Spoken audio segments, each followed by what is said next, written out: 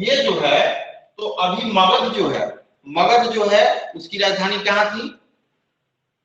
कभी पटना हुआ तो कभी गिरिब्रज। लेकिन मगध के बारे में कहा जाता है कि यहाँ कई राजा का शासन हुआ, और पहले जो है एक ऐसा स्रोत है, एक ऐसा सोर्स है जिससे पता चलता है कि मगध साम्राज्य की स्थापना किसने की? तो मगध साम्राज्य की स्थापना बृहद्रथ ने की। ठीक है, मगध साम्राज्य की स्थापना किसने की? तो मगध साम्राज्य की स्थापना आ रहा है।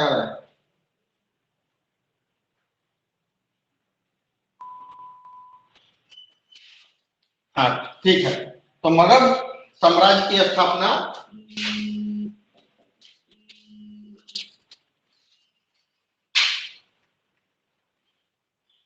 हेलो क्लास में, ठीक है। हाँ हाँ, शेड्यूल चालू हो गया। नहीं, आज अब ले लिए, कल से सिस्टमेटिक हो जाएगा। ठीक है, कल से सिस्टमेटिक।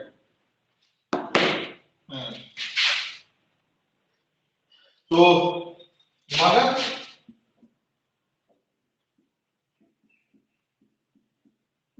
साम्राज्य के संस्थापक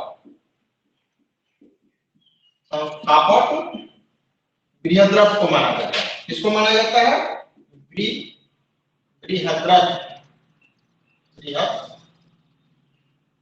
बृहद्रथ को। ठीक है, कहीं ऐसे भी लिखता है बृहद्रथ। ठीक है, बृहद्रथ को माना जाता है, मगध साम्राज्य के संस्थापक बृहद्रथ को माना जाता है। और एक सवाल ये आती है कि यह बृहद्रथ जो है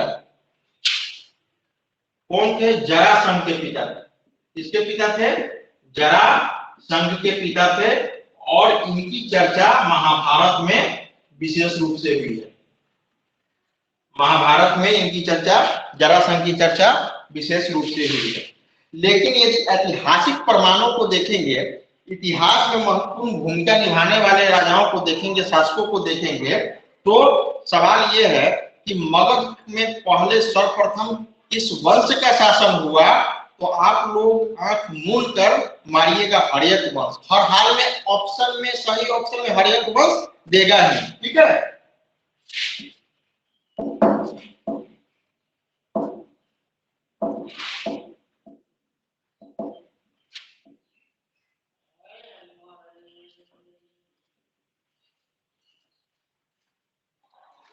राहुल के कहने पर माइक भी लाया, लेकिन यहाँ कोई काम का नहीं हो जाएगी फिर दूसरी व्यवस्था। तो हाँ, मगध पर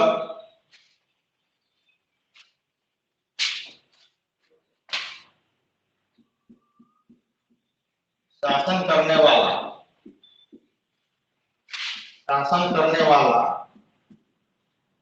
पहला वंश, पहला राजवंश हर्यक वंश था। ठीक है, हर्यक वंश था। ठीक, और हर्यक वंश के संस्थापक किसको माना जाता है? हर्यक वंश के संस्थापक बिंबिसार को माना जाता है। बिंबिसार। सवाल ऐसा भी आ सकता है कि बिंबिसार किस वंश का शासक था? तो बिंबिसार हर्यक वंश का शासक था। हर्यक वंश की स्थापना किसने की? तो बिंबिसार ने की। ये मगध का पहला ऐतिहासिक शासक कौन था? तो बिंबिसार था। इस सब तरह से घुमा फिरा कर सवाल पूछ सकता है। ठीक है, देखिए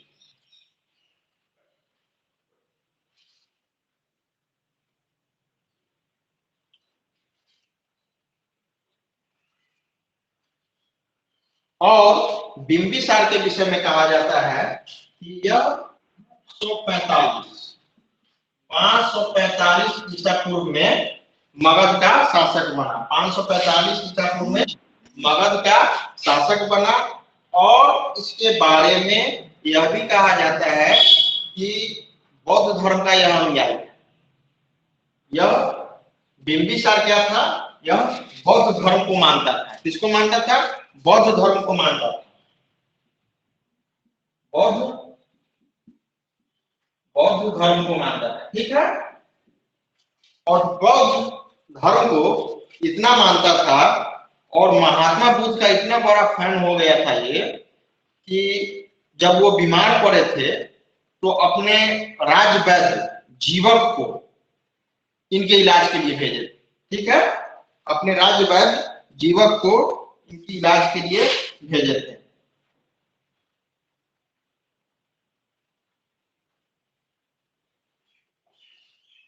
समझ गए? लिख ही देते हैं। ऐसा भी सवाल आता है कि महात्मा बुद्ध की सेवा में इलाज के लिए जीवक ने, महात्मा बुद्ध के इलाज के लिए बिंबिसार ने जीवक को अपना राजवैद्य, जीवक नामक अपने राजवैद्य को उनकी सेवा में भेजा था। जीवक जीवक राजवैद्य था, ठीक है। क्या थे? राजवैद्य। और ये महात्मा बुद्ध के इलाज के लिए भेजे गए थे।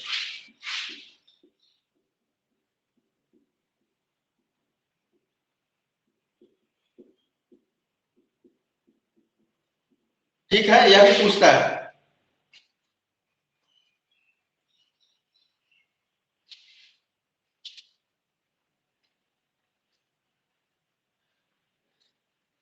तो एक चीज देख लिए, मगध राज्य के संस्थापक जो है, मगध साम्राज्य के संस्थापक किनको माना जाता है? बृहद्रथ को माना जाता है। बृहद्रथ जो है, इनके बेटा का नाम, बृहद्रथ के बेटा का नाम जरासंध था। लेकिन काफी चर्चित यदि सवाल यह पूछा जाए कि मगध साम्राज्य में सर्वप्रथम किस राजवंश का शासन हुआ, तो मगध साम्राज्य में सर्वप्रथम हर्यक वंश का शासन हुआ। और हर्यक वंश के प्रथम राजा कौन थे? बिंबिसार थे। मतलब बिंबिसार हर्यक वंश के संस्थापक थे। और बिंबिसार कब मगध के राजा बने? 545 ईसा पूर्व में, जिसको बीसी बोलते हैं। बिंबिसार किस धर्म को मानते थे? तो बिंबिसार बौद्ध धर्म को मानते थे। महात्मा बुद्ध जब बीमार पड़े थे तो बिंबिसार किनको उनके इलाज के लिए भेजे थे? तो वो अपने राजवैद्य जीवक को उनके इलाज के लिए भेजे थे। बतलाइए, इतना सम्मान उनका किया गया। राजवैद्य का मतलब होता है कि वो केवल राजा के घर का ही जो है सो इलाज का कार्यक्रम कर सकता है, राज दरबार में यदि कुछ हो तो। लेकिन इतने ही उनके फैन हो गए थे बिंबिसार कि यह चिंता नहीं थी कि हमारे घर में एट रैंडम किसी की तबीयत बिगड़ गई, या दरबार में रैंडम किसी की तबीयत बिगड़ गई, आक्रमण हो गया, खून खराबा हो गया, तो इलाज के लिए कैसे, तुरंत कैसे बुलाया जाएगा? उस समय तो एरोप्लेन वगैरह तो था नहीं, तो सवारी घोड़ा था, रथ था। तो यह इतना उन्होंने इनके लिए किया, महात्मा बुद्ध के लिए। समझ गए? यह कहा जाता है कि बिंबिसार जो है सो अंग महाजनपद जो है, अंग अंग महाजनपद भी बिहार में ही है। हमने टोटल महाजनपद के बारे में पूर्व क्लास में पढ़ाया था। तो अंग महाजनपद, जिसकी राजधानी चंपा थी, और वर्तमान में अंग जो है, अंग महाजनपद, वह भागलपुर और मुंगेर का एरिया है। ठीक है, वर्तमान में भागलपुर और मुंगेर का एरिया है। उसको भी जो है ना, उसके राजा ब्रह्मदत्त को हराकर अपने राज्य में मिला दिए। ठीक है, तो इसको भी हम लिख देते हैं ताकि आप लोग को याद रहेगा।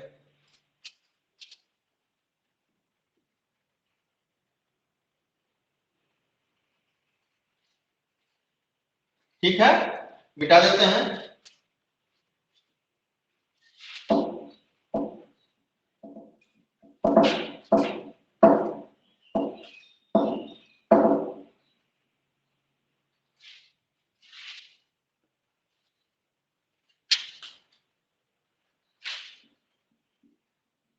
बिंबिसार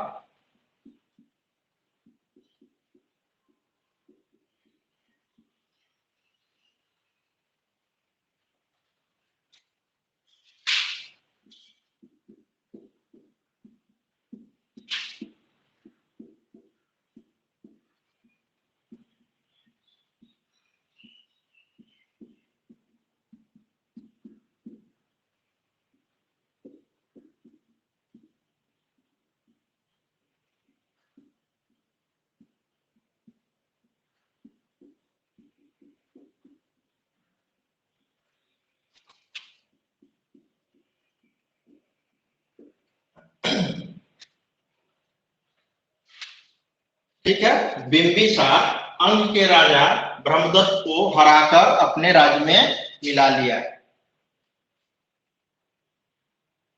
समझ गए?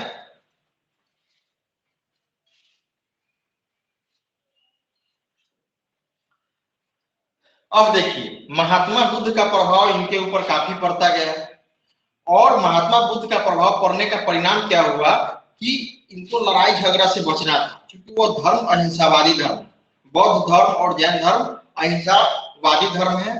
तो यह क्या हुआ उसके बाद कि ये सोचे कि आखिर है तो राजा, लोभ लालच इतना जल्दी थोड़ी ही कम जाएगा। एक सम्राट अशोक थे जिनका कलिंग युद्ध के बाद सारा मोह भंग हो गया, ठीक है, लेकिन ये बिंबिसार का मोह भंग बंद नहीं हुआ। तो सोचे कि क्या किया जाए कि लड़ाई और झगड़ा नहीं करना पड़े और मेरे राज्य का भी विस्तार हो, प्रेम से तो कोई राज्य देगा नहीं। तो सोचे कि ऐसा करो, उस समय 2 3 10 8 10 शादी करना कोई बड़ी बात नहीं थी। आज ना लोग 1 से 2 करता है तो छुपा के करता है और जिंदगी काट देता है चोरी छुपी, लेकिन उस समय बेटे की भी शादी होती रहती थी, राजकुमार की भी शादी होती रहती थी, उसके बाप की भी शादी होती रहती थी। ये सब आम बात है, ये सब कोई बड़ी बात नहीं थी। वो मुगलों के समय में, ये प्राचीन इतिहास में मगध साम्राज्य के शासनकाल की बात है, उस समय के राजाओं में ये सब वेरी कॉमन मैटर था। समझ गए? तो बिंबिसार क्या किया कि राज्य का विस्तार भी करना है, और दहेज प्रथा आज से नहीं, किसी न किसी रूप में यह सदियों से, हजारों सालों से हमारे समाज में, पूरे भारत भूखंड में आज भी प्रचलित है। और ऐसा नहीं है, आज भी जो है तो कुछ समाज ऐसा है, शेड्यूल ट्राइब का क्षेत्र, आदिवासी क्षेत्र, जहां इसका प्रचलन नहीं, बिल्कुल नहीं है। जैसे आप देखेंगे गारो, खासी और जयंतिया, नागालैंड की 3 जनजातियां जिसको ट्राइब्स बोलते हैं, जनजाति को बोलते हैं शेड्यूल ट्राइब्स। आप देखते होंगे सर्टिफिकेट जब भरते होंगे, सॉरी कोई भी फॉर्म डालते होंगे तो यूआर होता होगा। यूआर यूआर का मतलब होता है अनरिजर्व। यूआर का मतलब होता है अनरिजर्व, मतलब जनरल कैटेगरी का, जनरल कैटेगरी का जिसमें आरक्षण न होगा। एक होता होगा यूआरए, मतलब यूआर में ही फीमेल का, अनरिजर्व फीमेल। एक होता होगा बीसी, बीसी 1, मतलब बैकवर्ड कास्ट 1, ठीक है। एक होता होगा बीसी 2, जैसे फॉर्म डालते होंगे तो ऐसा ऐसा ऑप्शन आता होगा, मतलब बैकवर्ड कास्ट शेड्यूल 2। और एक होता होगा ओबीसी, अदर बैकवर्ड कास्ट। एक होता होगा ईडब्ल्यूएस, इकोनॉमिकली वीकर सेक्शन, जो एस यूआर कैटेगरी के हैं, मतलब जो हमारे समाज में उनके लिए फॉरवर्ड शब्द का प्रयोग किया जाता है। तो उनमें भी जो आर्थिक रूप से कमजोर होता है उनके लिए सब प्रयोग किया जाता है। तो वही एसटी की बात जो हम कहें, हाँ, एक होता है एसटी, मतलब शेड्यूल कास्ट, अनुसूचित जाति, जिनको हरिजन शब्द का प्रयोग जिनके लिए आम बोलचाल की भाषा में समाज में लोग करते हैं, उसको शेड्यूल कास्ट बोलते हैं। एक होता है एसटी, जो शेड्यूल ट्राइब होते हैं, जो जनजाति होते हैं, जिनका निवास ज्यादातर जंगली क्षेत्रों में होता है, तो वो शेड्यूल ट्राइब होते हैं। तो मैं गारो, खासी और जयंतिया की जो चर्चा किया है, इसलिए मैं कर देना उचित समझा हूं कि सवाल इससे, खासकर एसटी से, इससे नहीं सवाल आएगा। ये सब फॉर्म भरने के लिए काम आता है, इससे सबसे कोई सवाल नहीं आएगा। ये सब फॉर्म भरने के लिए काम आता है, एससी भी फॉर्म भरने के लिए काम आता है। लेकिन एसटी की बात कहेंगे तो पूछ सकता है थारू जनजाति कहाँ की है, गारो, खासी और जयंतिया जनजाति कहाँ की है, ये पिग्मी जनजाति कहाँ की है। तो ये तमाम चीज जो है, तो ये सब भूगोल के सेक्शन में आता है। लेकिन चर्चा चले, संपूर्ण जीएस ही पढ़ना है कंपटीशन फाइट करने के लिए, तो चर्चा हो जाना जरूरी है। यदि बीच में चल जाए तो गारो और खासी जयंतिया के बारे में हम कहें कि वहां दहेज प्रथा नहीं है।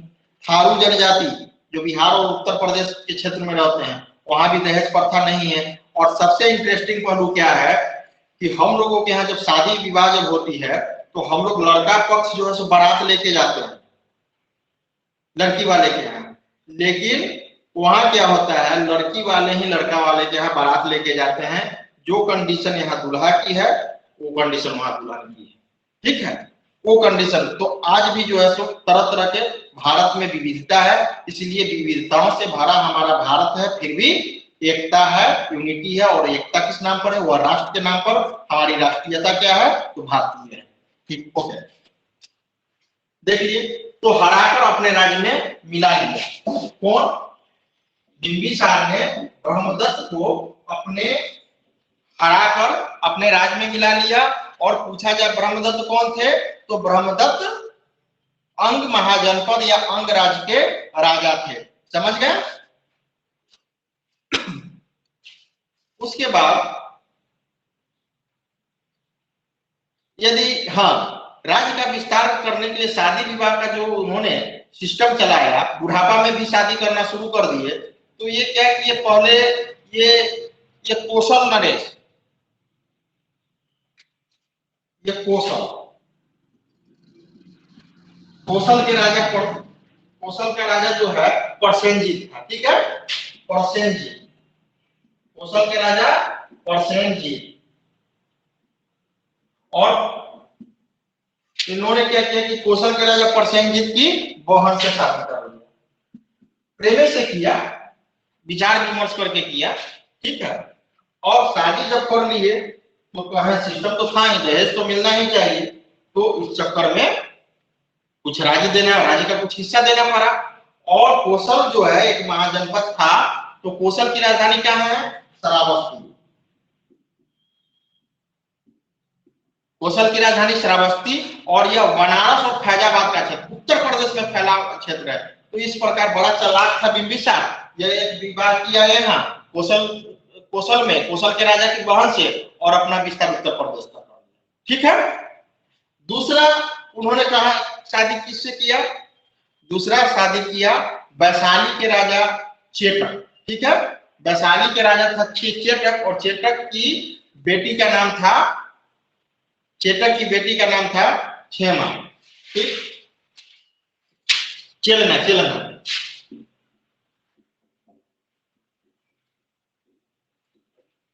वैशाली के राजा का नाम था चेतक, चेतक, और उसकी बेटी का नाम था चेलना। इसकी बेटी का नाम था चेलना। चेलना से जो है सो फिर शादी कर लिए बिंबिसार। अब इनका विस्तार कहां तक हो गया? दहेज में तो कुछ चाहिए ही था, इनका विस्तार हो गया वैशाली तक। मतलब कि गंगा के दक्षिण में जो ये मगध साम्राज्य का क्षेत्र था, उसका विस्तार गंगा के उत्तर तक होने लगा। ठीक है, देखिए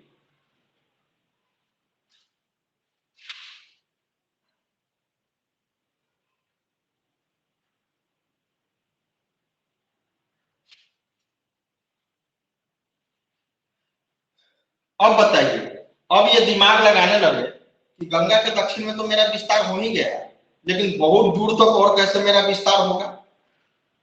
बहुत दूर तक विस्तार करने के लिए अपना दिमाग लगा कि अब और केकरा से ब्याह करे।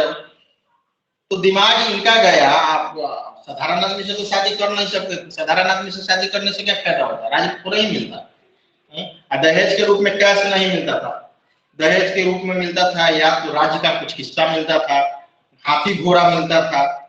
एकदम जो आज के डेट में जितना पिकअप पर लाद कर फर्नीचर का सामान मिलता है, उतना पिकअप को समझिए कि उतना उससे ज्यादा जो सोना लाद के मिलता था। पिकअप नहीं था, दूसरा सवारी था, लेकिन उसके इक्विवेलेंट सोना लाद के मिलता था। ये सब दहेज के रूप में मिलता था उसे। तो सोचे कि अब मेरा और विस्तार उत्तर तक कैसे हो। तो उत्तर तक कैसे हो, तो इनका दिमाग चला गया पंजाब। पंजाब उसी के अंतर्गत जम्मू कश्मीर के आसपास का क्षेत्र था। पंजाब के बगल में ही देखिएगा, पंजाब से 2-3 स्टेट जाने के बाद आपको जम्मू कश्मीर आ जाएगा। और आज भी देखिएगा पंजाब जो है सो पाकिस्तान के बॉर्डर पर है। भारत का पंजाब राज्य पाकिस्तान के बॉर्डर पर है। तो उस समय पाकिस्तान अफगानिस्तान का कॉन्सेप्ट थोड़े ही। तो उस समय जो है पंजाब का कॉन्सेप्ट था, मतलब समझिए कि संपूर्ण पाकिस्तान तक एंट्री था उसका, पाकिस्तान तक राज था। तो बेचारा सोचा क्या कि अब हम वहां करेंगे तो एकदम उत्तर तक मेरा शासन हो जाएगा। तो बेचारा का दिमाग गया इस पर, कहीं ना कहीं से बेचारे देख लिए ये पंजाब की राजकुमारी क्षेमभद्रा से देख लिया, तो इनके नजर में बस गई वो। अब ये कोई ना कोई गुना भाग लगाने लगे और क्षेमभद्रा से शादी कर लिए। क्षेमभद्रा से शादी किए तो पंजाब के जो राजा थे उनको भी इस बात को मानना पड़ा, चलो पढ़िए लिया है तो इसको तो कुछ देना पड़ेगा, तो दहेज के रूप में बस मिल गया। अब बताइए यहाँ एक जगह है और हम यहाँ से गए, एक जगह यहाँ है एक जगह यहाँ है, और बीच का जगह पर कोई का अधिकार नहीं है या है तो कमजोर। जब हमको यहाँ एंट्री का मौका मिलिए गया तो यहाँ से भी हमको सपोर्ट मिलिए रहा है, यहाँ से सपोर्ट मिलिए रहा है, तो बीच तक एक कब्जा कर लिया धीरे धीरे, क्योंकि मौका मिल गया, ससुराल हो गया था वहां और दोनों राजे था।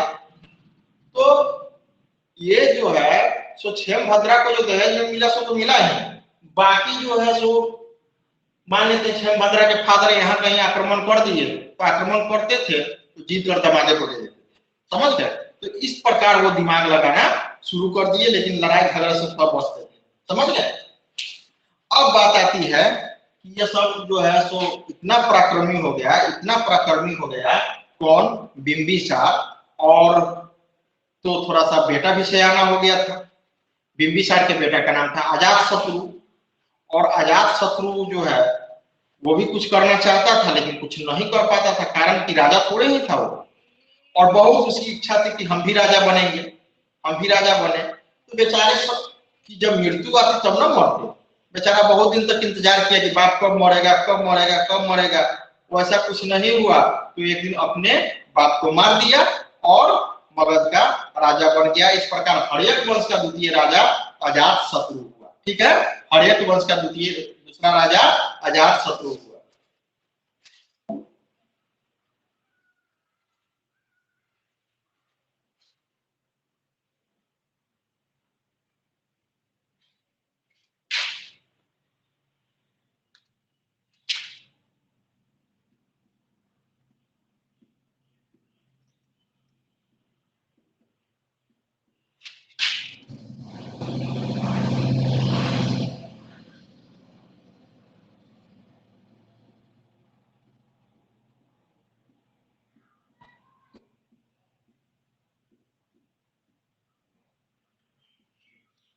हर्यक वंश का दूसरा राजा अजातशत्रु बना। ठीक है, और अजातशत्रु जो है अपने पिता की हत्या करके राजा बना। किसकी हत्या करके? अपने पिता की हत्या करके राजा बनना। अजातशत्रु के पिता का क्या नाम है? बिंबिसार। बिंबिसार कौन थे? तो हर्यक वंश के संस्थापक थे, समझ गया। तो यह अपने पिता की हत्या कर दिया, और पिता की हत्या करने के कारण अजातशत्रु को इतिहासकारों ने पुनीत किया।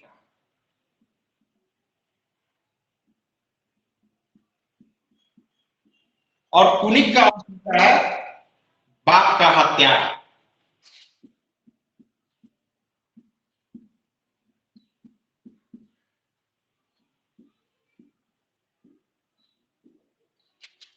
पुनिक का अर्थ होता है पिता का हत्यारा।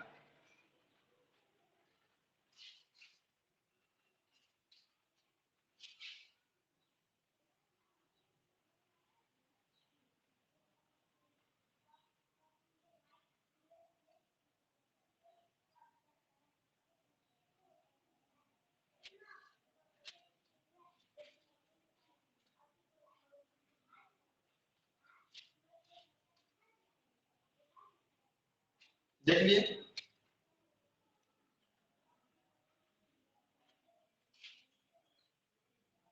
अब देखिए, ये अजातशत्रु तो यहाँ का राजा बन गया मगध का। जब मगध का राजा बना तो इसका ननिहाल तो था यहाँ, वैशाली में भी ननिहाल था। वैशाली में ननिहाल होने का कारण था कि वहां की राजा क्षेत्रक की बेटी से शादी कर लिए थे, चलना से बिंबिसार शादी कर लिए थे। जब मर्डर जो कर दिया ना, तो वो राजा वहां का वैशाली का कहा कि जब तुम मेरे दामाद को ही मार दिया, भले ही तुम नाती लगोगे चाहे जो हो, हम तुमको राज्य नहीं देंगे, छीन लिया। तो ये क्या करेगा बेचारा।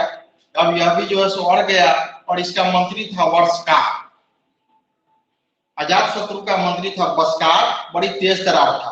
उसी की सहायता से फिर क्या किया, वो वैशाली पे आक्रमण कर दिया और फिर वैशाली को वापस जीत लिया। ठीक है, अजात शत्रु किसकी सहायता से? वस्कार, वस्कार,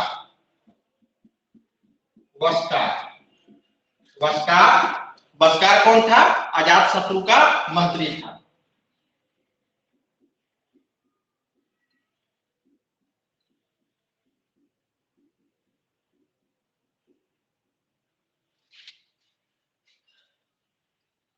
अजात शत्रु का मंत्री था। फिर क्या हुआ कि अपना सारा कर्म कर लिया, तब जो है जो काम हिंसा से होने वाला था वो सब काम कर लिया, तब कहता कि नहीं, आदमी को अहिंसावादी होनी चाहिए, किसी की हत्या नहीं करनी चाहिए, बहुत गलत बात है।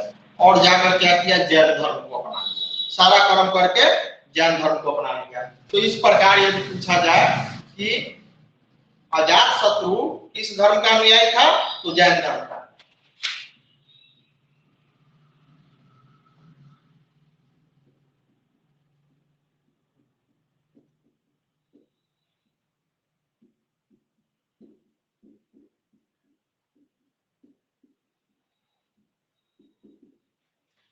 ठीक है, देख लीजिए।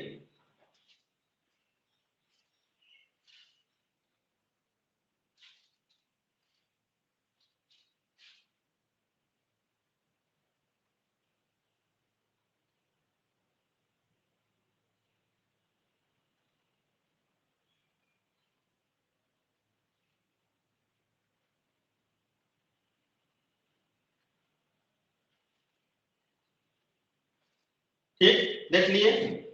हाँ, एक चीज छूट गया कि जैसे कि अजात शत्रु मगध का राजा कब बना? अजात शत्रु मगध का राजा 493 ईसा पूर्व में बना।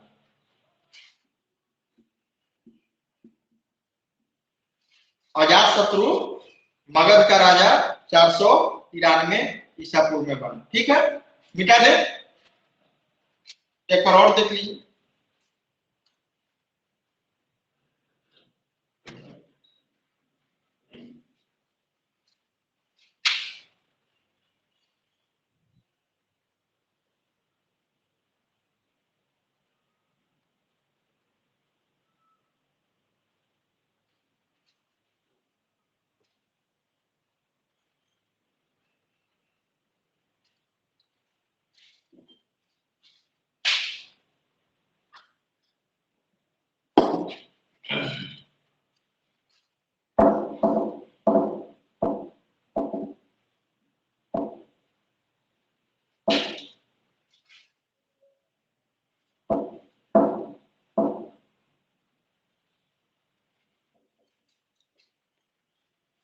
अब देखिए, अब अजात शत्रु जो है, हाँ, उदयन।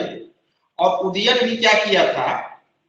अजात शत्रु जिस तरह से अपने पिता की हत्या किया था, उसी तरह उदयन भी अपने पिता का हत्या करके ही राजा बना था। समझ गए?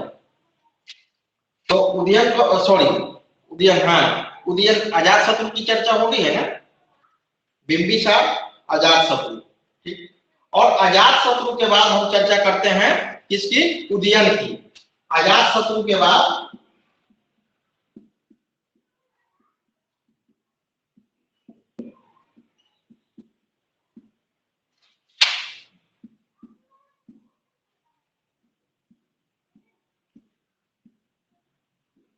अजात शत्रु के बाद 461 ईसा पूर्व में उदयन राजा बनता है। और उदयन ने क्या किया कि वह अपने पिता अजात शत्रु की हत्या करके देखा देखी ऐसा काम किया। कहा कि अब उसको भी, अब खून का तो सब कुछ होता ही है, तो वह भी अपने पिता की हत्या करके, तब क्या हुआ कि वो राजा बना। और उसके बाद क्या हुआ कि जैन धर्म को अपना लिया। और जैन धर्म को अपनाने के बाद थोड़ा सा शांत हो गया, यह राज्य का विस्तार ज्यादा नहीं किया। लेकिन इतना कहा जाता है कि पाटलिग्राम की स्थापना किसने की? तो उदयन ने की।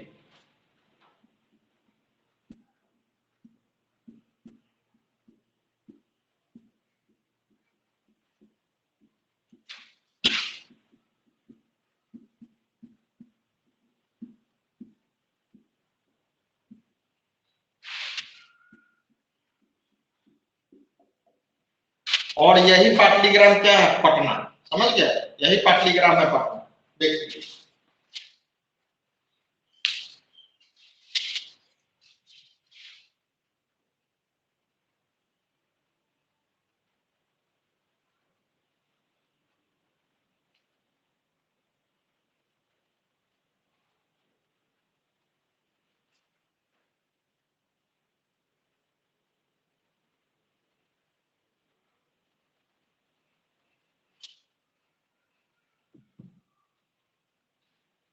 ठीक है, तो इस प्रकार उदयन हाँ अजात शत्रु जो है उसका मर्डर कर दिया उदयन कब 461 ईसा पूर्व में। ये यहाँ से कंफ्यूजन आपको होगा, इसलिए हटा दिया इसको। यह मान लीजिए उदयन राजा बना 461 ईसा पूर्व में, समझ गए, 461 ईसा पूर्व में, और यह भी अपने पिता का मर्डर किया था। ठीक, उसके बाद यह भी जैन धर्म को अपना लिया। तो इस प्रकार उदयन भी क्या था, यह भी जैन धर्म को मानता था, यह भी जैन धर्म को मानता था।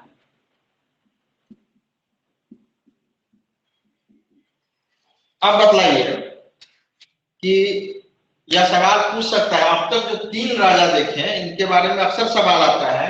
यह बिंबिसार बौद्ध धर्म को मानते थे। बिंबिसार किस धर्म को मानते थे, बौद्ध धर्म को मानते थे।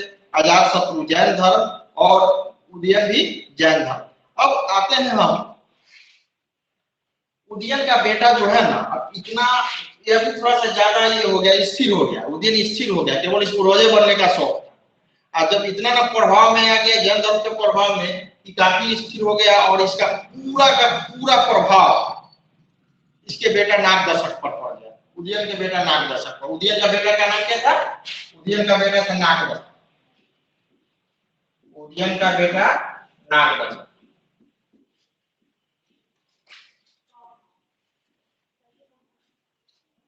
और यह उदयन का बेटा नागदशक और 412 ईसा पूर्व में मगध का राजा था।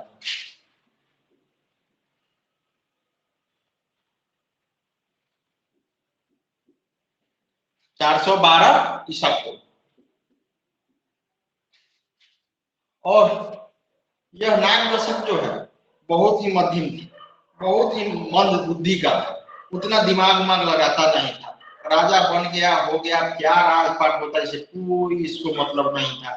तो इसका फायदा कौन उठाया, इसका एक अधिकारी था जिसको अमात्य बोलते थे, उसका नाम था शिशुनाग। शिशुनाग क्या किया, इसका इसको हटा दिया पद से और मर्डर कर दिया इसका उदयन का बेटा नागदशक को। नागदशक का मर्डर कौन कर दिया, शिशुनाग। और उसके बाद शिशुनाग वंश की स्थापना हुई। इस प्रकार हर्यक वंश की यह शासन व्यवस्था समाप्त हो जाती है, जो 545 ईसा पूर्व से चालू होता है और 412 ईसा पूर्व तक रहता है।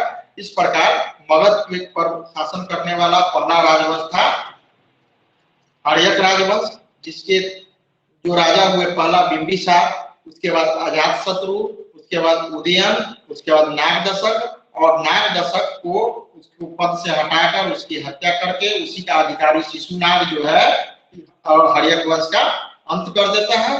और इस प्रकार मगध पे शिशुनाग वंश की स्थापना होती है।